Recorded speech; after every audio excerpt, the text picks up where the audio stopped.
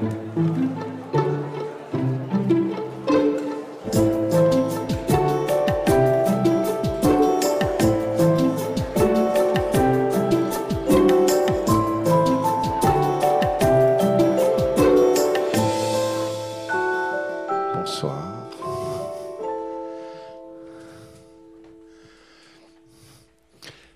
Alors, le film vous a plu?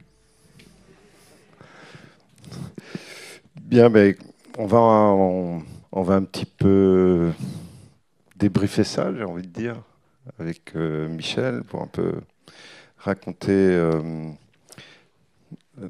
tout ce qui tourne autour du film. Alors, pour ceux qui ne connaîtraient pas Michel Kichka, si c'est possible, il faut savoir donc que tu es israélien, d'origine belge. Enfin, vous le savez tous maintenant que vous avez vu le film. Tu as fait ton alia en 73 et donc tu as fait une carrière de caricaturiste en Israël, professeur à Betzalel, dessinateur notamment pour TV5, pour Le Monde, plein de journaux partout. Et puis donc, tu es l'auteur de Deuxième Génération dont ce film a été tiré. Tout à l'heure, donc, vous avez vu Vera Belmont. C'est, pour ceux qui ne connaîtraient pas encore, c'est une personnalité absolument considérable, réalisatrice des films avec Lambert Wilson, Valérie Caprisky. Elle a été productrice aussi pour Marcel Carnet, pour Maurice Pialat, pour Yves Boisset, pour Claude Lanzmann, pour André Téchiné. C'est énorme. C'est une personnalité absolument énorme. Et donc, autour de nous, eh bien, nous avons Valérie Zenati, qui a joué un rôle absolument essentiel dans ce film, puisque c'est vous qui l'avez adapté pour l'écran. Vous êtes écrivaine, romancière, autrice jeunesse, et puis traductrice de l'hébreu. Notamment, vous êtes la traductrice de Aaron Appelfeld. Donc, c'est vraiment un casting de grande qualité. Puis on continue, il y a Elliot Kovrigarou, il faut prononcer correctement. Alors Elliot, vous êtes le compositeur de la musique du film, et puis vous êtes réalisateur aussi. On vous doit 2 films, Police ouvrée, Venise sous la neige, Le Grand Retournement aussi, non? Ça, c'est que la musique, d'accord. Et puis Delphine Orviller, qu'on ne présente pas non plus, que vous devez probablement tous connaître, donc qui est rabbine de l'organisation juive libérale, directrice de la rédaction de la revue de pensée juive Ténois. Vous avez étudié avec Chaim Corsia, et puis on vous doit plusieurs essais et même plusieurs livres, Réflexions sur la question antisémite, Le rabbin et le psychanalyste, Vivre avec nos morts. Donc on aura l'occasion d'en reparler parce que c'est vraiment le sujet de ce soir. Et puis, il n'y a pas de hasard, un joli jeu de mots, qui témoigne que vous avez beaucoup d'humour. Alors, moi, je vais m'adresser d'abord à... Nous, on se connaît, je me permets de tutoyer Michel Kichka, parce qu'on se connaît depuis très longtemps. Bon, quelle émotion ça suscite de voir son œuvre de bande dessinée adapté en dessin animé. Je vais essayer d'être... Voilà, je vais essayer d'être le plus court possible, parce que l'émotion, ça met du temps à l'exprimer. Mais d'abord, c'est un très grand moment. D'abord que ça se passe ici, cette avant-première pour moi. C'est très, très significatif. Quand j'ai fini ce livre, pour moi, en écrivant le mot fin, j'avais fini la mission que je m'étais imposée.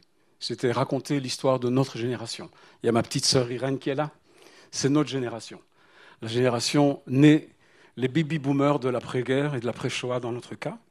Et je pensais que c'était important parce que, vivant en Israël depuis déjà beaucoup d'années, j'avais le sentiment que cette génération n'avait pas suffisamment fait entendre sa voix par respect pour les survivants qui étaient encore en vie autour de nous.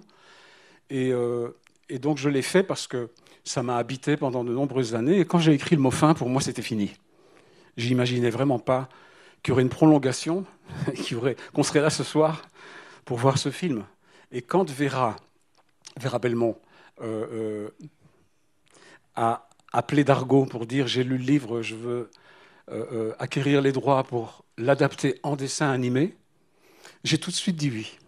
J'ai tout de suite dit oui parce que d'abord j'étais tellement surpris et tellement curieux de voir ce qu'elle allait en faire. Et je savais que Art Spiegelman avait refusé qu'on adapte son œuvre sous quelque autre forme que la bande dessinée en elle-même. Je me suis dit, là, il y a une occasion. Et j'ai fait la connaissance de Vera, que je ne connaissais pas. J'ai fait la connaissance de Marc Jousset, qui est absent ce soir, il est malade, qui dirige le studio d'animation. Je suis bien content. J'ai été en confiance. Et qui n'est pas n'importe qui, c'est le réalisateur de Persepolis, Marjane Satrapi. C'est un très très grand réalisateur, plusieurs fois césarisé. Et j'ai compris qu'il fallait que je laisse faire, en fait. Quand j'ai été en confiance, quand j'ai compris que Vera, d'abord, mon histoire faisait d'une manière un peu particulière écho à la sienne. Vera a été enfant caché pendant la guerre. Ses parents étaient des résistants communistes en France. Et pour elle, c'était l'occasion de faire un premier dessin animé dans sa filmographie exceptionnelle qui parlait de cette période d'une façon indirecte, parce que le film parle de la génération d'après. Elle a vécu le procès Eichmann, elle était déjà une femme. Moi, j'étais un petit enfant, j'avais 6 ans. J'ai juste entendu à la radio, comme dans le film, qu'on l'avait pendu, qu'on avait jeté ses cendres. J'ai rien compris de ce qui s'était passé. Et donc, c'était vraiment une occasion. Et j'ai eu, disons, l'intuition, Olivia et moi, parce qu'Olivia et moi, nous avons donné notre accord sur le scénario que Valérie et Vera ont écrit, qui était différent de mon livre. Et j'ai compris qu'une adaptation, ça nécessitait des changements. Et que le cinéma d'animation, ce n'était pas mon métier. Et que je leur faisais confiance, et j'ai laissé faire. Et je l'ai découvert au mois de mai, avec Valérie, à Cannes pour la première fois. Et quand on a appris 3 jours après la projection qu'il avait gagné le prix des collégiens et le prix des lycéens, je me suis dit que j'avais bien fait de laisser faire, et que maintenant j'ai la chance que ce livre que j'avais fait pour un public adulte devient un film pour un jeune public, et que ça devient un outil pédagogique extraordinaire, chose à laquelle je n'avais pas pensé en faisant mon livre. Parce que la grande différence avec Maus, c'est que Maus décrit le système concentrationnaire, tandis que toi, comme dans Maus d'ailleurs, tu es l'enfant d'un survivant des camps, mais on considère que l'affaire est entendue et que c'est plutôt la transmission, parce que c'est un livre, aussi bien Maus que ton livre, sont des livres sur la transmission de la mémoire de la Shoah. Il y a dans ton bouquin quelque chose d'apaisé par rapport à ces questions-là. Et c'est d'ailleurs un peu le principe, c'est un peu ce qu'on va voir ce soir. Alors justement, on parle d'adapter. Et Claude de Saint-Vincent, chez Dargaud, avait cette phrase un peu terrible qui disait « adapter, c'est trahir ». Et ça renvoie, à vous qui êtes traductrice, à cette sentence italienne qui dit « traductor et traditor et traducteur égale traître ». Jusqu'à quel niveau de traîtrise on va quand on est face à une œuvre comme celle-là et qu'on doit transposer sur l'écran? Déjà, merci à tous d'être là. Comme Michel, je voudrais dire à quel point c'est très très fort pour nous d'avoir vu ce film avec Vera ici aujourd'hui. Et bon, quand on... Vous savez, c'est cette phrase sur la trahison qui revient sur la traduction. Moi, je ne sais plus très bien ce qu'elle veut dire, parce que le fait est qu'on a besoin de traducteurs pour traduire les livres que les gens ne peuvent pas lire dans une langue qu'ils ne connaissent pas. Et qu'ensuite, il y a évidemment beaucoup d'enjeux. Là, en ce qui concerne le travail d'adaptation sur la BD de Michel, bien sûr qu'un des enjeux majeurs pour Vera et moi, quand on a commencé à travailler, c'était d'abord un enjeu sensible, parce qu'on n'adaptait pas n'importe quelle histoire, on adaptait l'histoire personnelle de Michel. On allait faire... Il avait déjà fait de lui-même et de sa famille des personnages, parce que la BD, c'est quand même une manière qui n'est pas totalement frontale de représenter une réalité. Mais nous, on allait s'emparer de ces personnages si proches de lui pour en faire des personnages un petit peu décalés. Donc, il y a eu d'abord un souci très, très fort, très évident pour nous deux, de de prendre la liberté, la confiance que Michel nous donnait, mais d'essayer d'en être digne. Et ce n'était vraiment pas facile, compte tenu, pour ceux qui ont lu la BD, de certaines choses qu'on a dû adapter. La deuxième chose, c'est qu'on était armés aussi toutes les deux d'un désir très très grand d'emblée, et c'est pour ça qu'on s'est trouvés, de raconter cette histoire, non pas comme dans le livre, à partir du point de vue de l'adulte, qui regarde en quelque sorte son enfance, mais du point de vue de l'enfant, qui découvre et qui a du mal à comprendre l'histoire de ses parents. C'est vraiment qui est un point de vue présent dans la BD, mais parmi d'autres. Et nous, on s'est attaché à celui-ci parce que je crois qu'on avait, je sais qu'on voulait aussi sentir cette blessure de ce qu'on ne comprend pas quand on est enfant. Et en réalité, c'est impossible de comprendre. Et le père n'a pas de réponse. À la fin, il s'excuse de ne pas avoir parlé, mais il ne pouvait évidemment pas parler à ses enfants quand ils avaient 8 ou 10 ans. C'était pas possible. Et c'est ça qu'on voulait approcher. Quelque chose qui n'est pas ni le devoir de mémoire, qu'on rabâche parfois comme un mantra, mais la blessure du vécu, qui est autre chose que le devoir de mémoire. Il vaut mieux parler de travail de mémoire que de devoir de mémoire. Oui, mais là, c'est même pas un travail. Là, ce sont vraiment les effets de l'histoire au quotidien, comme des blessures, avec, et là, voilà, évidemment, on doit beaucoup à Vera aussi dans cette dimension-là, avec toujours le désir de rester à hauteur d'enfant, donc avec des sautes des sortes d'écarts ou de sauts de côté ou vers l'humour, vers l'absurde, parce que il faut dire qu'on a beaucoup ri en écrivant ce scénario. Beaucoup. Et quand on riait pas, quand il y avait une séance où on ne riait pas, elle me disait là, ça va pas. Aujourd'hui, on n'a pas bien bossé. Et puis parfois, on pleurait aussi. Mais il fallait toujours qu'il y ait un moment de rire dans les séances de travail, parce que sinon, Vera estimait qu'on n'avait pas fait le boulot. Alors, vous n'avez jamais consulté, pendant l'écriture du scénario, vous n'avez jamais consulté Michel ? Non, il ne le souhaitait pas. Ah oui. Pendant la première écriture du scénario, c'est extraordinaire ce qu'il a fait. Ouais. Je ne sais pas comment il a accepté de le faire, mais c'est extraordinaire. Il nous a laissé vraiment carte blanche. Parce qu'il y a une caractéristique dans la bande dessinée de Michel, c'est que justement, il y a de l'humour, ce qu'on n'imaginerait même pas dans Moss, ou par rapport à un sujet comme celui-là. Et moi qui ai connu ton père, Henri Kichka, ce qui m'a frappé, je me souviens, on était à Jérusalem, et c'est quelqu'un qui ne pouvait pas terminer une phrase sans un jeu de mots, même vaseux, souvent vaseux d'ailleurs. Et là, on comprend quelque chose, c'est que s'il a pu survivre, 13 camps, je crois qu'il a fait, non 11 camps. 11 camps. Mais c'est pas mal. Ouais. 9, c'est pas mal non plus. 9, c'est pas mal non plus. Et s'il a pu survivre, c'est précisément avec la carapace de l'humour. J'ai l'impression, c'est ce sentiment que j'avais et que j'ai retrouvé dans ta bande dessinée. Et donc oui, c'est ce que arrive à très bien transmettre le film indépendamment. C'est que dans toutes les émotions qui sont dans le film, l'humour s'y trouve. Et ça, c'est extrêmement important. Je vais parler un peu de musique, Elliot. La musique, c'est encore une traduction. Comment on aborde la musique d'un film comme ça, sachant que le musicien intervient quand tout est fini, ou à peu près, non ? À peu près, mais déjà, je voudrais juste revenir sur la présentation que vous avez faite. Oui. Vous avez oublié quand même ma plus grande qualité et ma plus grande fierté, c'est-à-dire que je suis le petit-fils de Vera. Donc du coup, c'est... c'est pas anecdotique, en effet. Voilà. Non. Moi, je vais répondre à votre question tout de suite. Je voudrais juste te dire que cette histoire-là, quelque part, c'est aussi un peu mon histoire, parce que Vera m'a toujours parlé de la guerre. Et pour répondre à ce que disait Michel, c'est-à-dire que moi, je suis la génération d'après, encore. Donc je suis pas la génération de Michel, je suis la génération d'après, donc qui avait un certain recul et qui n'avait pas du tout la même façon d'aborder les choses. Donc voilà, moi j'ai vu ça dans un autre prisme.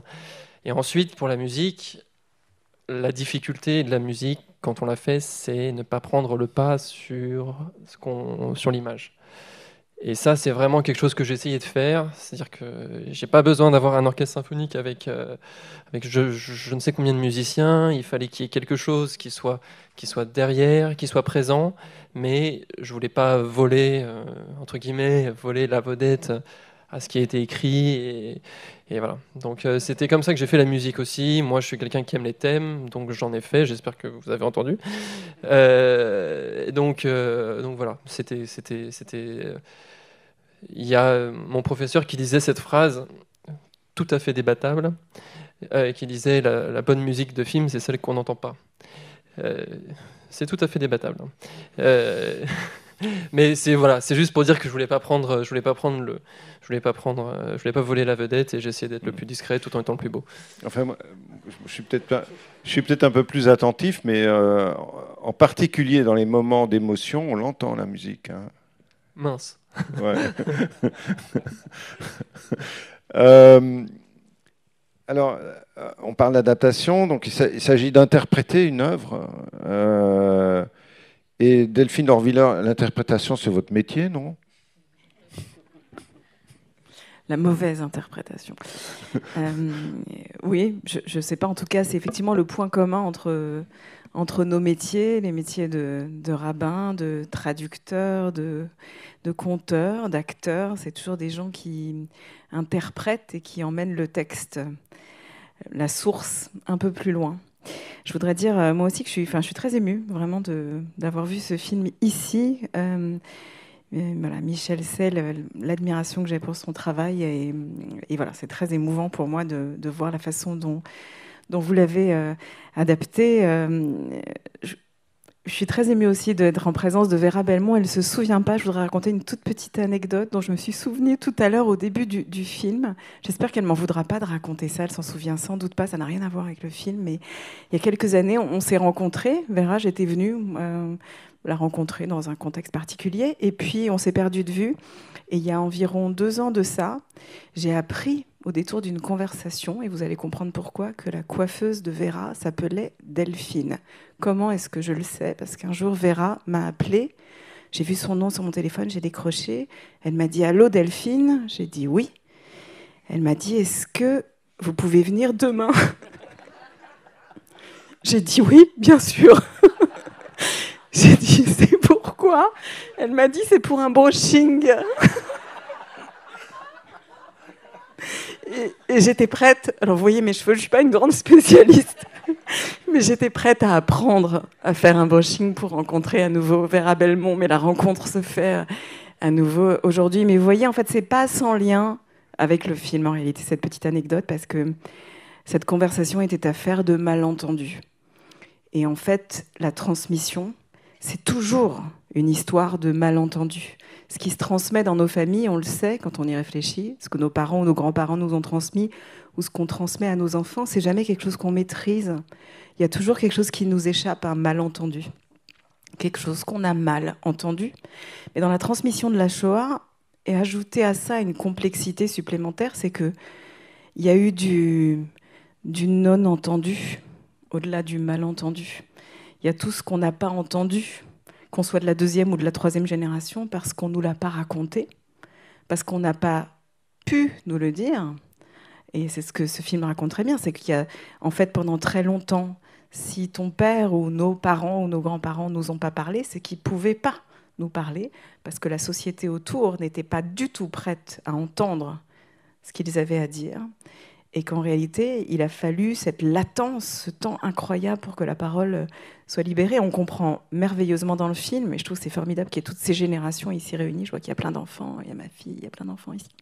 Qu'en fait, il a fallu des dizaines d'années pour que tout à coup le procès Eichmann libère la parole, mais aussi d'autres événements. On sait dans notre pays que la façon dont la parole de Simone Veil, à un moment donné, et d'autres, Marceline et d'autres, tout à coup ouvrent la voie d'une parole qui rend possible le témoignage, la transmission, l'interprétation, et puis aussi l'arrivée d'une nouvelle génération dont on fait partie, cette 3e génération, qui peut soudain poser des questions aux grands-parents que les parents ne pouvaient pas poser. Et tout à coup, cette distance générationnelle rend possible la libération de la transmission, qui reste faite de malentendus, mais qui au moins maintenant est entendue. Oui, il faut dire que avec Mauss, on n'avait pas seulement une œuvre de transmission, on avait une œuvre autobiographique.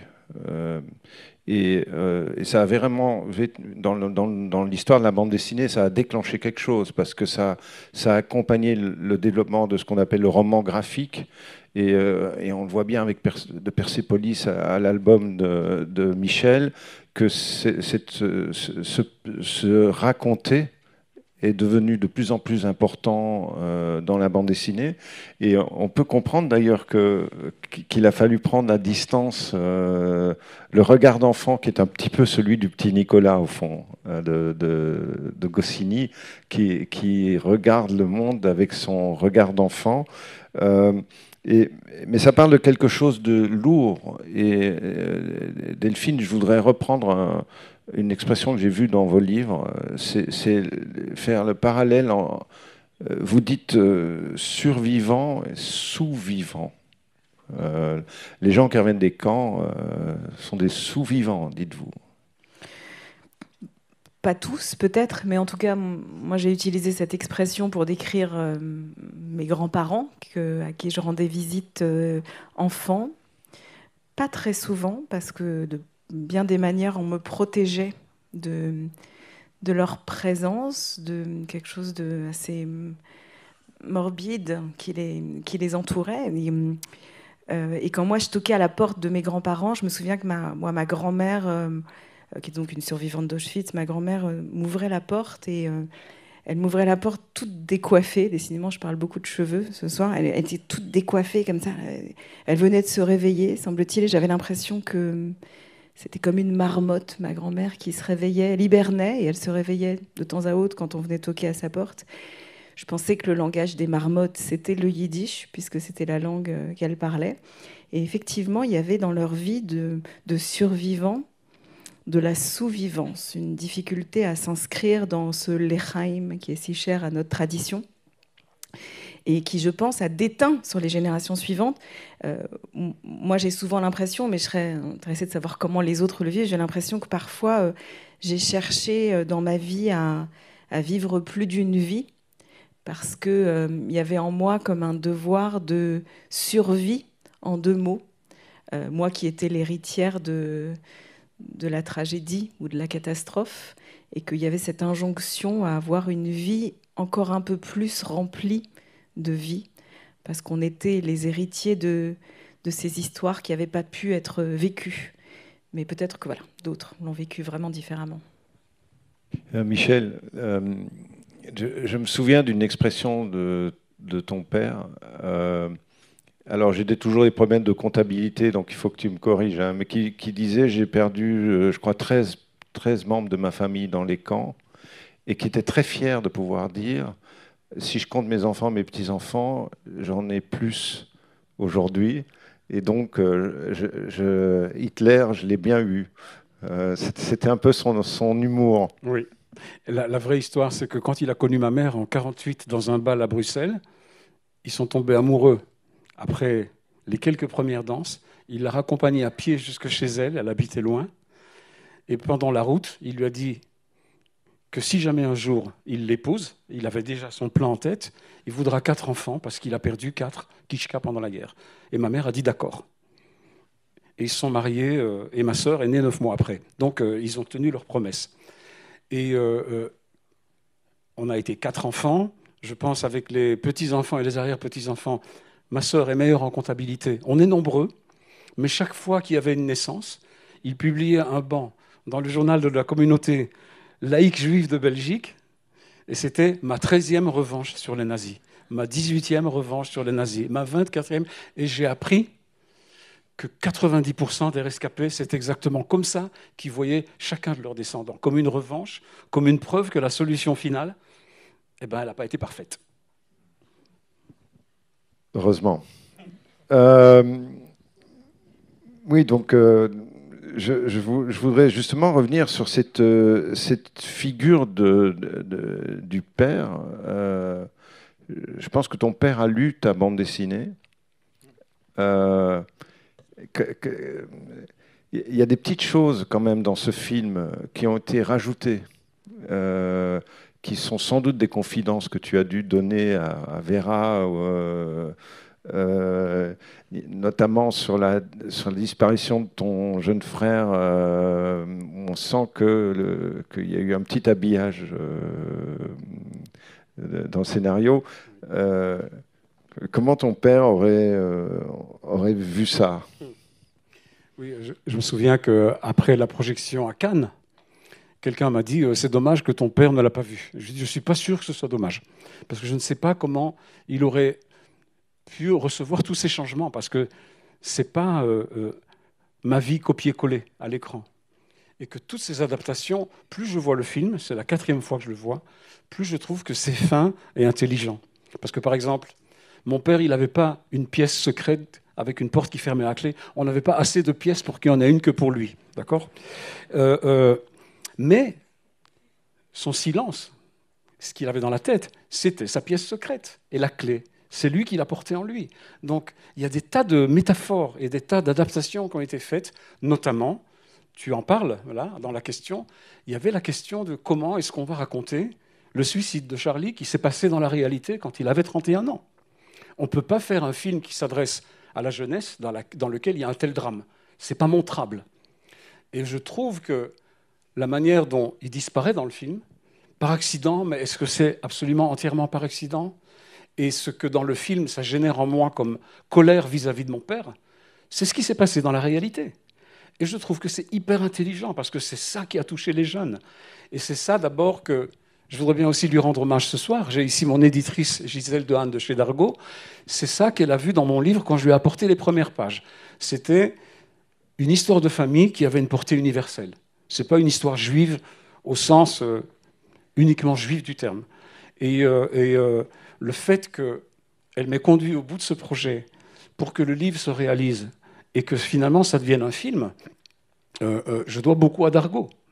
Énormément à Dargaud. Je ne me rendais pas compte de ce que j'étais en train de faire. J'avais un compte à régler avec moi-même et j'imaginais vraiment pas que ça allait devenir autre chose. Et d'un autre côté, le fait qu'aujourd'hui, des tas de jeunes, le film va sortir en salle le 21 septembre en France, et le distributeur le pousse dans les écoles, donc, qui étudie ça. C'est une des matières qu'on étudie à un certain âge dans les lycées en France. Ce film va être un facteur de transmission extraordinaire. Mais ça, j'y pensais pas quand j'ai fait mon livre. Justement, Delphine, tout à l'heure, je disais que l'interprétation, c'est votre métier, la transmission aussi. Toute cette parole devenue universelle. Il y a une remarque que je voudrais faire, par exemple. C'est que cette perception de la Shoah change avec le temps. On a l'exemple avec 2 bandes dessinées. Mauss, Spiegelman se sent obligé de passer par l'animalisation de ces personnages parce qu'il lui faut une espèce de réfraction pour pouvoir raconter des choses irracontables. C'est pour ça que je dis que Michel, c'est un livre qui est davantage apaisé parce qu'il montre des humains. Et c'est la grande différence entre les 2 livres. Et donc, on a là une mutation dans la transmission. Aujourd'hui, les témoins disparaissent. Ton père a disparu pendant le Covid, tout à fait récemment. Comment vous percevez ça moi, j'ai trouvé très fort ce que tu disais à l'instant, qu'il y a quelque chose dans les relations, quelque chose d'assez universel dans les relations familiales dans ce film. Moi, j'ai été très touchée, par exemple, par la relation entre la grande sœur et la mère dans les tensions intergénérationnelles. Moi, ma réplique préférée, vraiment, dans le film, je dois dire, qui m'a fait hurler de rire, c'est quand elle lui dit « Tu devrais lire le journal d'Anne Frank » et qu'elle lui dit « Ben moi, contrairement à toi, je lis pas les journaux des autres ». Et je trouve que c'est une réplique extraordinaire, mais qui vient raconter, c'est vrai, les tensions intergénérationnelles qui existent dans toutes les familles. C'est pas propre aux familles héritières de la Shoah. Mais on comprend bien dans cette réplique que quand même, dans les familles héritières de la Shoah, il y a encore une couche supplémentaire de complexité dans la relation, parce que c'est une relation qui est chargée aussi de de culpabilité. On le sait, dans les transmissions intergénérationnelles, dans les familles de survivants, il y a souvent des retournements. Souvent, les enfants se font un peu les parents de leurs parents, un peu plus fortement que dans d'autres familles. La culpabilité, la difficulté à vivre ou à s'échapper. Et le silence est très fort. Moi, j'y suis souvent confrontée dans mon métier de rabbin, vous en doutez. Enfin, j'ai un peu écrit là-dessus dans mon dernier livre, Vivre avec nos morts, parce que souvent, des familles de survivants se tournent vers moi au moment des obsèques ou autour d'un deuil pour accompagner les survivants qui partent. Et on comprend voilà, la difficulté des relations intergénérationnelles, particulièrement dans ces familles. Parfois, les enfants de survivants me disent oh, ma mère ou mon père, qu'est-ce qu'il était dur. Et en fait, se pose toujours la question, cette question un peu politiquement incorrecte, de savoir est-ce que les gens sont devenus durs dans les camps ou est-ce qu'ils ont survécu parce qu'ils étaient durs et qu'il y avait en eux... Enfin, c'est une question difficile à poser dans les familles. J'ai un ami qui me disait, il me disait, moi, mes parents et mes grands-parents parlaient yiddish et j'ai longtemps pensé que c'était une langue qu'on pouvait parler qu'en aboyant. Parce qu'il fallait comme ça être dans la dureté des relations. Et aujourd'hui, voilà, se pose la question, quand on accompagne ces survivants et leurs enfants et leurs petits-enfants, de comment on prend en compte tout ce qui est détissé, décousu, tout ce qui est passé par autre chose que par les mots. Alors dans ton cas, et c'est extraordinaire aussi dans le film, on voit ce qui passe par le dessin, c'est-à-dire tout ce qui n'est pas passé par les mots, et qui est passé par ces moments où on voit Michel assis à côté de son père en train de dessiner. Dans d'autres familles, et je sais qu'il y en a ici dans la salle, c'est passé par la musique, par des cordes qui vibrent, par des chansons. Et puis il y a des gens pour qui c'est passé par le silence, et on le sait aujourd'hui, c'est pas un scoop. Parfois, ce qui se dit pas se transmet beaucoup plus efficacement que ce qui se dit. On sait que parfois, voilà, nos silences font passer à la génération suivante quelque chose que les mots n'auraient pas fait passer. Parfois, c'est les livres. Moi, j'ai le souvenir que parce qu'on me racontait pas des choses, j'allais dans la bibliothèque chercher des livres et je les lisais avec une lampe torche sous mes draps, comme ça, un peu comme certaines personnes à l'adolescence lisent des livres cochons. Moi, je lisais des livres sur la Shoah avec ma lampe de poche, comme ça, sous mon lit. Mais voilà, il a fallu chercher ailleurs les conversations qu'on ne pouvait pas avoir. On se ressemble. Moi, je lisais des livres cochons avec une torche. Il y a parfois... Je les regardais, je ne les lisais pas. Oui.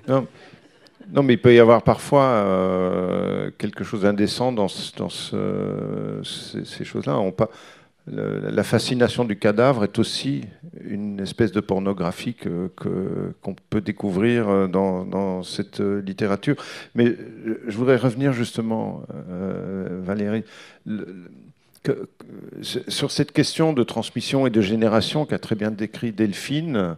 La fameuse séquence donc, du journal d'Anne Frank, ça s'écrit comment? C'est une injonction de la réalisatrice? Comment ça s'écrit un dialogue comme celui-là? Il faut appuyer sur le bouton. Voilà. C'est une réplique qui est venue. On avait un système assez particulier de travail. Moi, j'écrivais les scènes de mon côté. Et puis ensuite, avec Vera, on se voyait, on les jouait ensemble. Et on réécrivait, et on pensait à la suite, et ça a jailli dans dans un de ces moments de travail à l'oral. On a beaucoup travaillé à l'oral en fait sur ce film, et donc dans un de ces moments, je crois que j'ai balancé ça en disant oui, mais moi je lis pas les journaux des gens que je connais pas. Et elle m'a dit ça c'est bien, et puis on a gardé la réplique.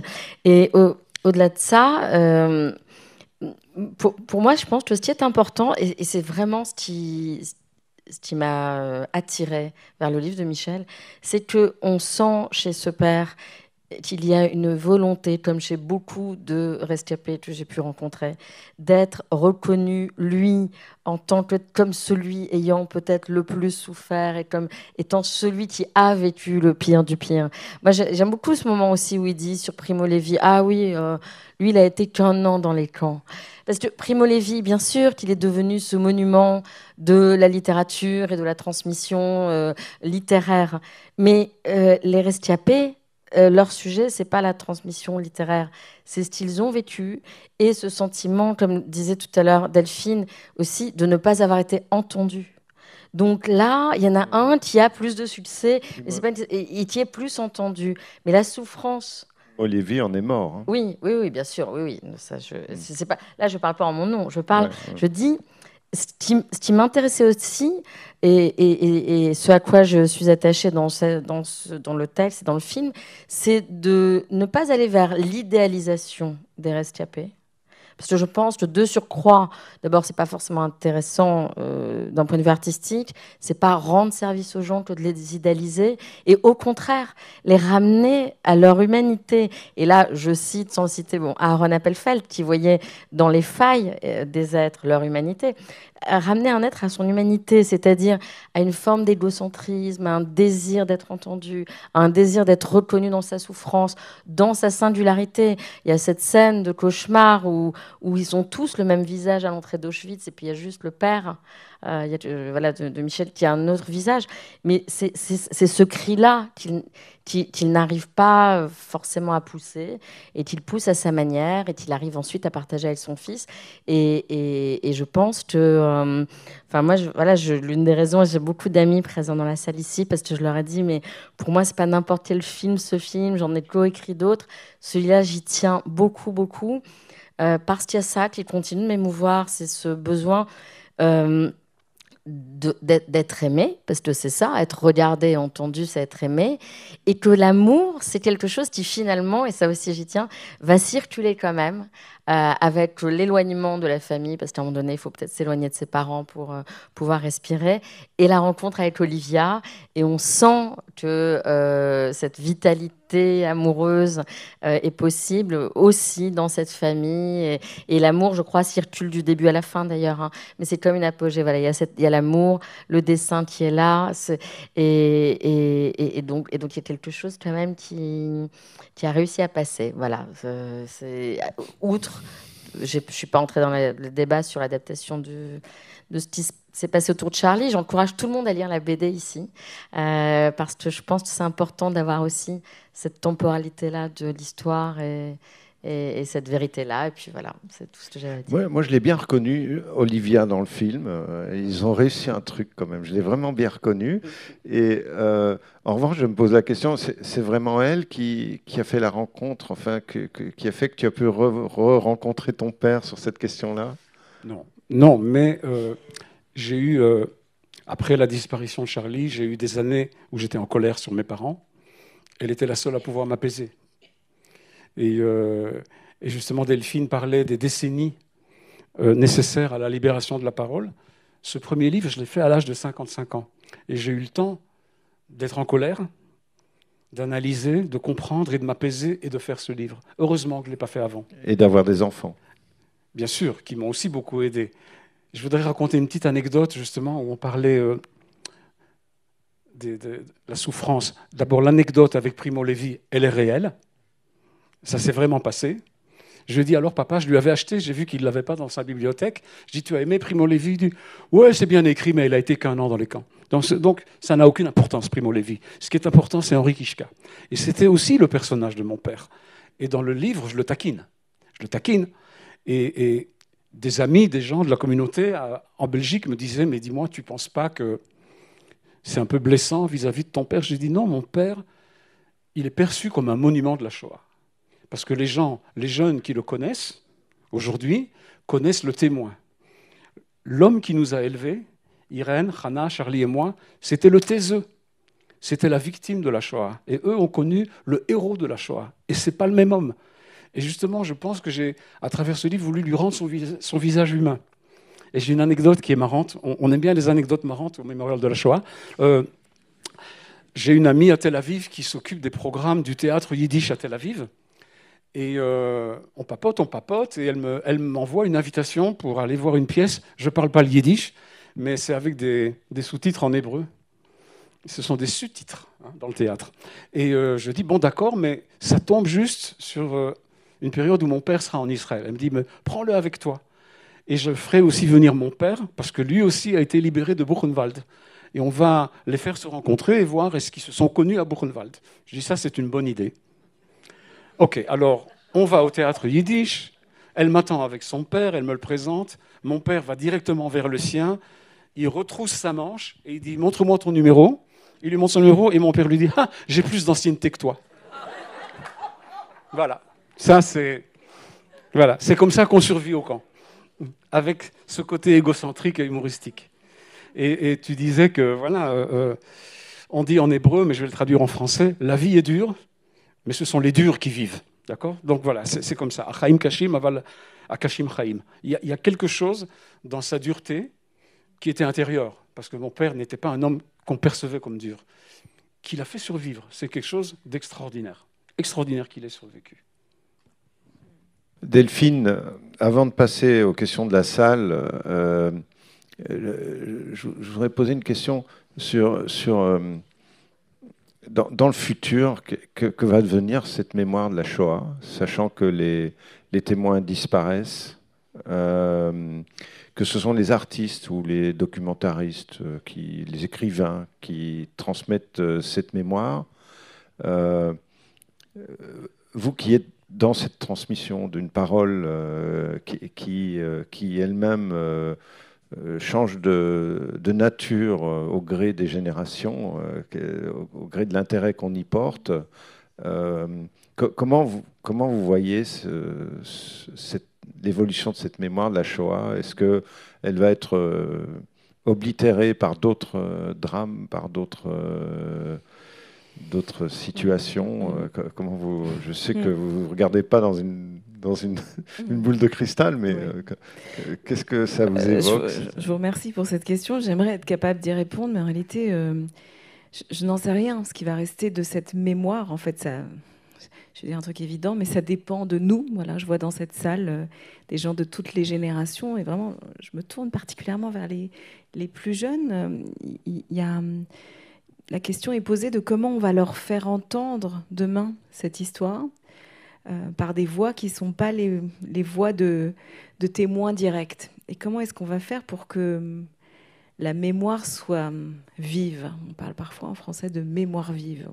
Mais en hébreu, le terme de mémoire, zecher, zikaron, yiskor, vous connaissez peut-être cette racine, elle a donné plein de mots en hébreu. C'est une racine étrange parce que c'est la même racine que le mot zachar en hébreu qui veut dire le masculin. Alors quel rapport entre le masculin et la mémoire? En fait, en hébreu, littéralement, cette étymologie, cette racine, elle signifie la puissance d'ensemencement, c'est-à-dire une capacité active à ensemencer le monde. Et donc, ça nous raconte que la mémoire, c'est tout sauf quelque chose de passif, un truc qu'on met dans un tiroir et puis de temps en temps, on l'ouvre et c'est toujours là. En fait, pas du tout. C'est une espèce d'action humaine dont dépend en fait l'ensemencement du monde, c'est-à-dire la suite de l'histoire. Donc c'est une responsabilité gigantesque sur nos épaules qui va passer à nouveau par nos voix et nos silences, et ce qu'on va créer, et ce qu'on va faire entendre. Et à nouveau, j'insiste là-dessus, sur le malentendu auquel on n'échappera pas. En fait, le judaïsme a une conscience très forte de la puissance du malentendu. La preuve, toutes les blagues juives, celles que ton père racontait sans doute, celles qu'on se transmet, le propre de l'humour juif, c'est que il repose beaucoup sur la puissance du malentendu.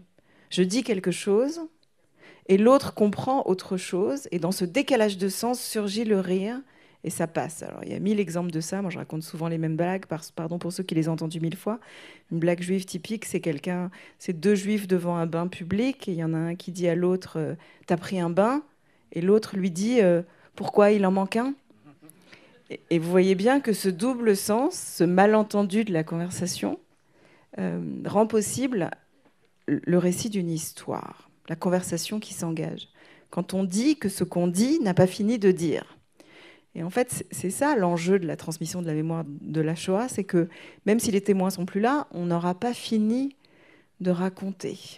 Parce qu'il s'agira de transmettre une parole qui laisse encore à penser, à agir, et qui fait qu'on n'est pas seulement des gens qui écoutent, mais des gens qui, à partir de cette écoute, auront envie d'agir d'une certaine manière dans le monde.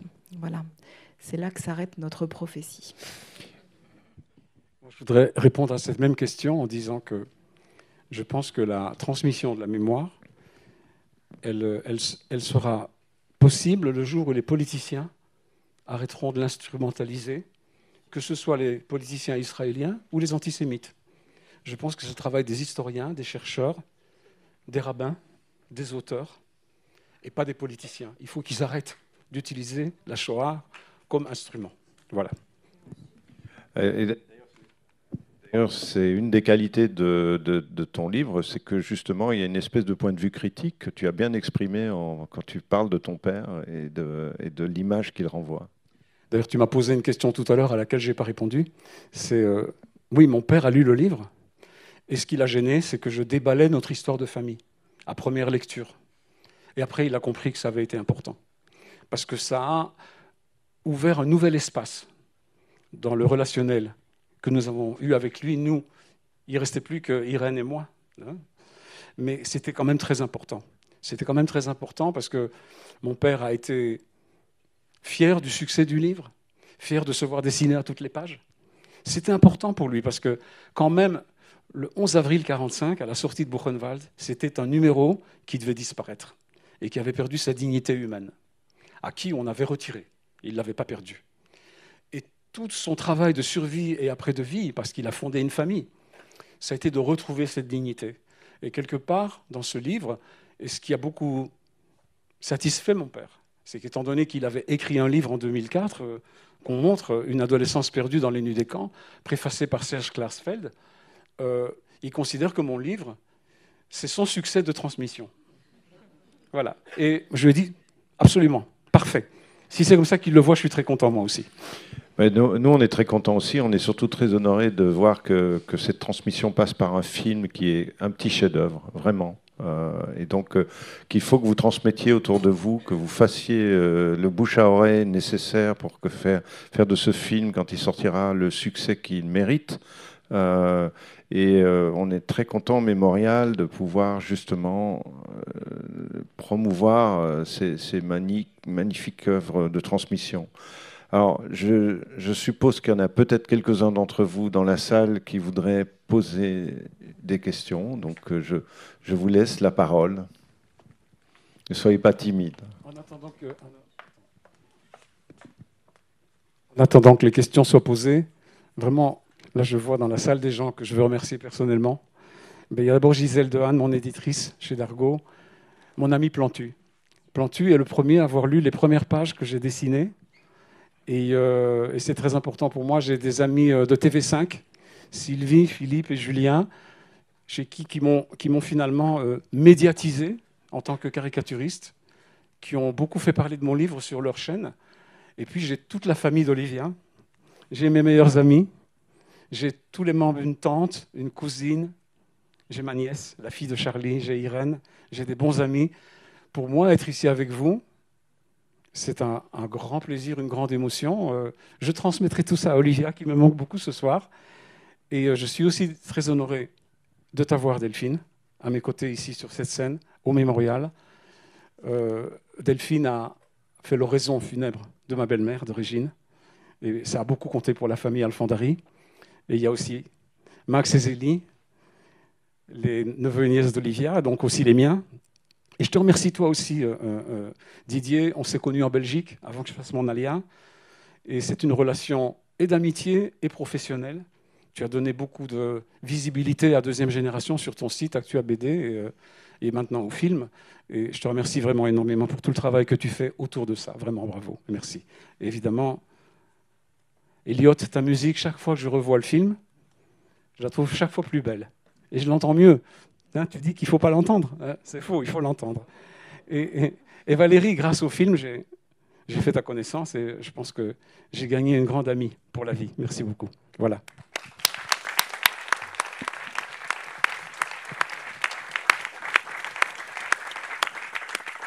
Alors, cette question. C'est une question sur si j'ai bien compris, bonjour Michel Benoît Lambert, je suis un ami d'Alfandari, avec qui on a communiqué récemment. Bonjour Benoît, Olivia m'a dit, dis-lui, embrasse-le de ma part. Bon, donc, c'est après. fait, c'est réglé. Bien, j'ai cru comprendre que la BD s'appelait « Ce que je n'ai pas dit à mon père ». Oui. C'est le sous-titre. Oui, oui, c'est le sous-titre. Mais ce qui est amusant, c'est que moi, je l'ai entendu ça comme un regret, voire un remords. Et le film, c'est plutôt ce que mon père ne m'a pas dit. Et donc, c'est quoi ce que je n'ai pas dit à mon père, qui ne lui a pas été dit, à moins qu'on reprenne ce que disait Delphine Orviller. Il y a ce que vous disiez tout à l'heure, ce qu'on dit n'est pas toujours fini, enfin quelque chose de cet ordre-là. Écoute, d'abord, très bonne question. Je n'ai pas salué mes deux belles-sœurs qui sont là. Coucou mes belles-sœurs. Je ne vois pas tout le monde d'ici. Hein. Au 7e rang, c'est flou. Mes lunettes, c'est pas terrible. Non, merci pour la question. Quand, avec Gisèle, à Dargaud, on s'est rencontrés pour la première fois et que je lui ai montré 10 pages dessinées et 50 pages manuscrites de ce projet que j'avais en gestation, elle m'a dit qu'il fallait un titre. Et moi, le titre, c'était Deuxième génération parce que c'est ça que je voulais raconter. Je voulais un peu essayer de nous définir, nous, ceux qui sont nés des survivants de la Shoah. Et quelque temps après, elle me dit, écoute, j'ai un peu circulé avec le projet d'Andargo et les gens ne comprennent pas que deuxième génération, c'est nécessairement deuxième génération de la Shoah. Ça peut être de Windows, ça peut être de iPhone. Il faudrait que ce soit clair, deuxième génération de quoi, et il faut un sous-titre. Et je ne sais pas d'où je l'ai sorti, mais je lui ai sorti comme ça, ce que je n'ai pas dit à mon père. Et donc il y a un malentendu alors, comme disait Delphine? Non, parce que je savais que dans ce que j'avais en tête de raconter, ce sont des choses dont on n'a jamais parlé ensemble. Jamais. Et que pour moi, c'était l'occasion de les lui dire à travers un livre. Pas que j'avais peur de les lui raconter, c'est que mon père n'écoute jamais.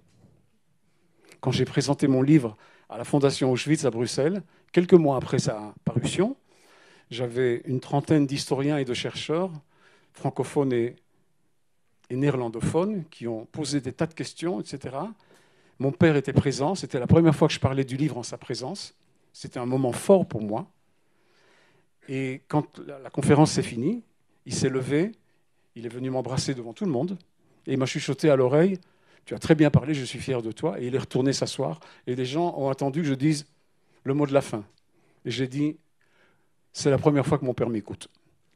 Parce que c'est vrai, parce qu'il était enfermé dans sa douleur, il a cru que son silence nous protégerait, et j'ai compris que je ne pouvais pas lui en vouloir, que si je dois en vouloir à quelqu'un, c'est à Hitler, pas à mon père. Et que finalement, ce livre-là dit les choses. Et pour moi, c'est vraiment la vérification de l'adage « la vérité ne tue pas ». J'ai dit la vérité, et c'est très bien passé.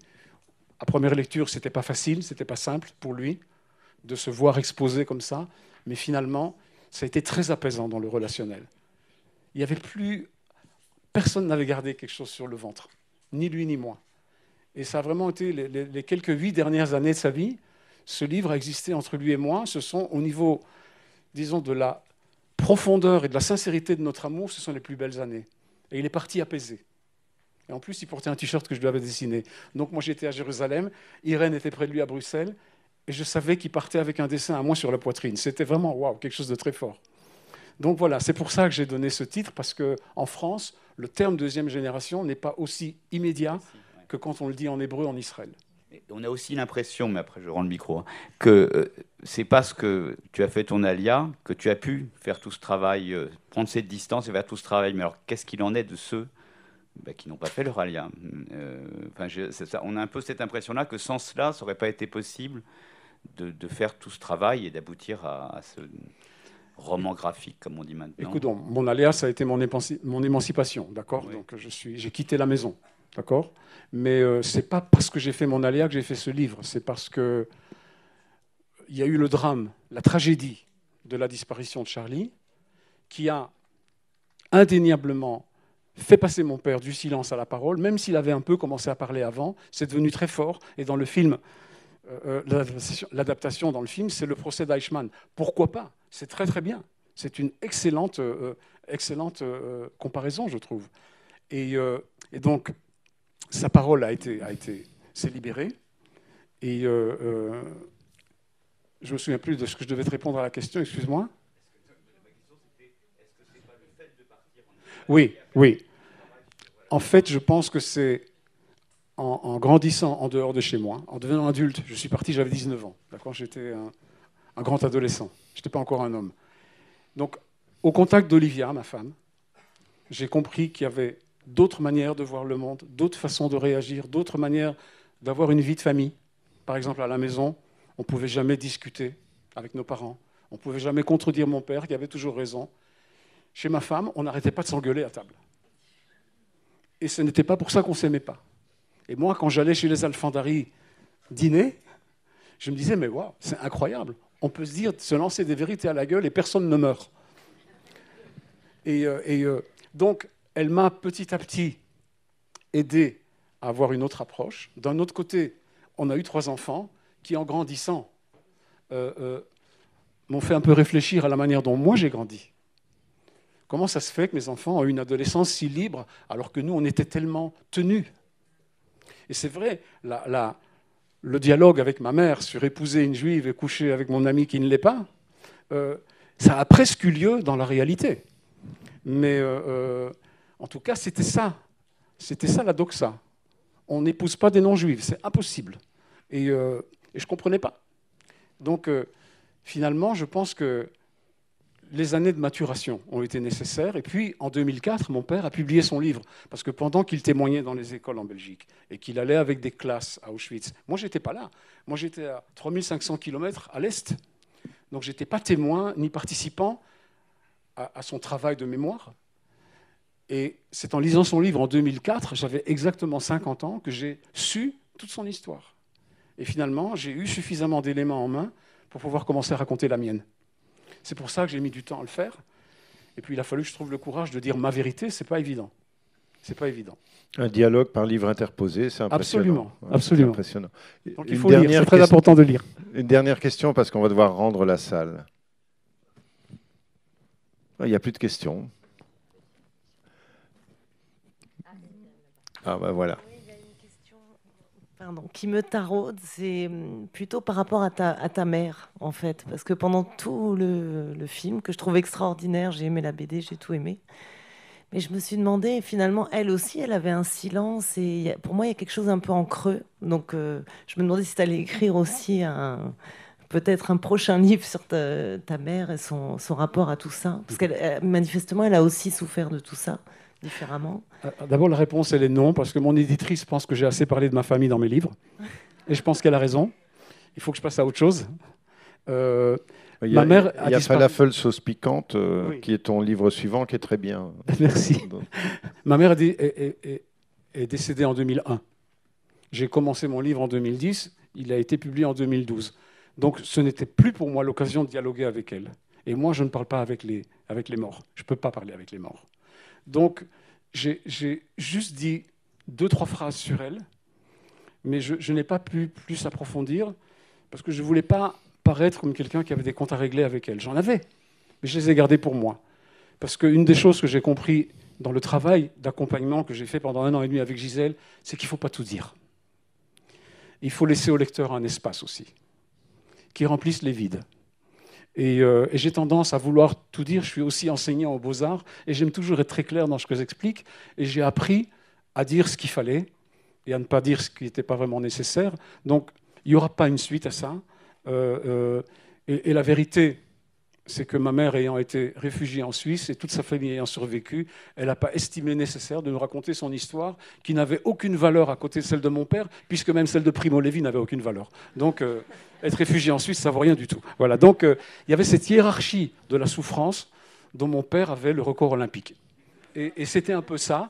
Et je pense que dans le livre, là où je le titille et je me moque un peu de lui, ça me soulage. Et le fait qu'il l'ait apprécié finalement, c'est très fort. C'est la force de l'humour comme transmission possible.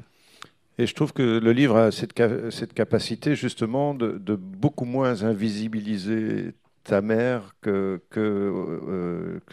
je ne l'avais pas perçue comme ça dans la BD. Et donc du coup, elle retrouve une place que je n'avais pas vue au départ. Écoute, dans le film, elle est beaucoup plus cool que dans la réalité. Parce que c'est 2 femmes qui l'ont écrit, ce film. Et je pense qu'elles ont pris un petit parti pris pour ma mère. Mais elles ont eu raison. Parce que finalement, ça passe très bien. Il n'y a pas d'interférence dans le message. C'est bien qu'elle ait juste ce rôle-là. Je pense que c'est très, très bien. Bon, ben écoutez, je pense qu'on peut les saluer. On peut les...